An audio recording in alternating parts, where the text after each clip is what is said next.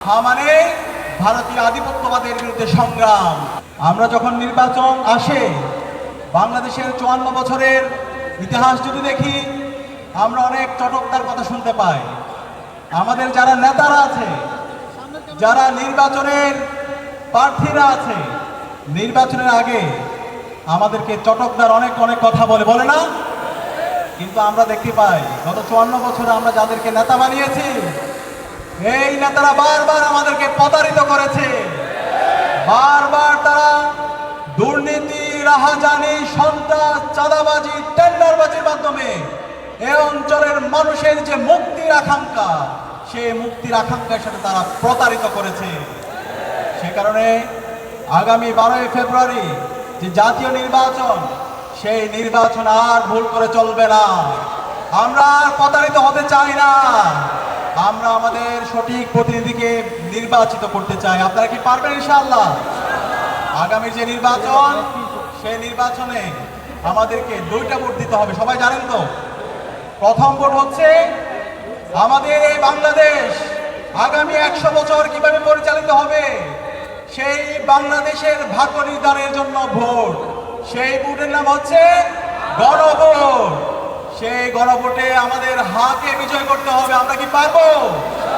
হা মানে বাংলাদেশ। সবাই একসাথে বলেন, হা মানে বাংলাদেশ, হা মানে বাংলাদেশ, হা মানে ইনসাফ, হা মানে ভারতীয় আধিপত্যবাদের বিরুদ্ধে সংগ্রাম, হা মানে শহীদ উসমান হাদির হত্যার বিচার, হা মানে বাংলাদেশে বিগত সময়ে যে ফ্যাসিবাদী কাঠামো ছিল, সেই ফ্যাসিবাদী কাঠামোকে ভেঙে নতুন রাজনৈতিক সংস্কৃতি বিনির্মাণ করা, হা মানে এই পুরান ঢাকার মধ্যে গত 54 বছরে যে চাঁদাবাজি, টেন্ডারবাজি, রাহাজানি তৈরি হয়েছে, সেই সিন্ডিকেটকে সমূলে উৎপাদন করা।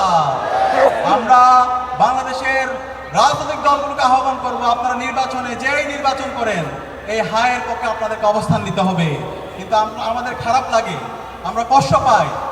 দীর্ঘ ফ্যাসিবাদ বিরোধী যারা আমাদের সাথে আন্দোলন করেছে, লড়াই করেছে, যারা মজলুম ছিল, তারা আজকে হায়ের বিপক্ষে অবস্থান নিচ্ছে।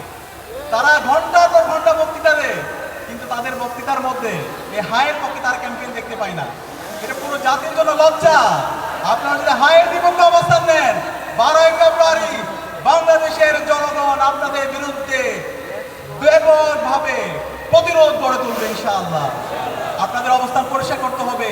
সারা দেশে বিভিন্ন জায়গায় বক্তৃতা দিচ্ছেন, কিন্তু এই বক্তৃতার মধ্যে হায়ের পক্ষে আপনাদের কোনো ক্যাম্পেইন দেখছি না। আপনাদের নেতৃবৃন্দ তারা নায়ের পক্ষে ক্যাম্পেইন দিচ্ছেন। এই নায়ের পক্ষে ক্যাম্পেইন নেওয়া মানে জুলাই শহীদদের আকাঙ্ক্ষার সাথে প্রতারণা করা। এই নায়ের পক্ষে অবস্থান নেওয়া মানে গত 16 বছরে বাংলাদেশে যে ফ্যাসিবাদ কায়েম হয়েছে, হাসিনার যে ফ্যাসিবাদী রাষ্ট্র প্রকল্প আছে, তার পক্ষে অবস্থান নেওয়া।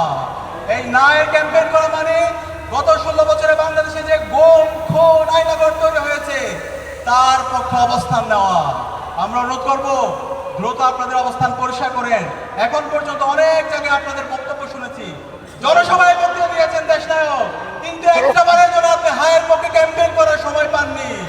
আমরা জানতে চাই আপনাদের অবস্থান পরিষ্কার করেন। আপনারা যদি এই অবস্থান পরিষ্কার করতে না পারেন, তাহলে বাংলাদেশের এবারের যারা ভোটাররা আছে, 4 কোটি যে তরুণরা আছে, তারা আপনাদের বিপক্ষে অবস্থান নেবে।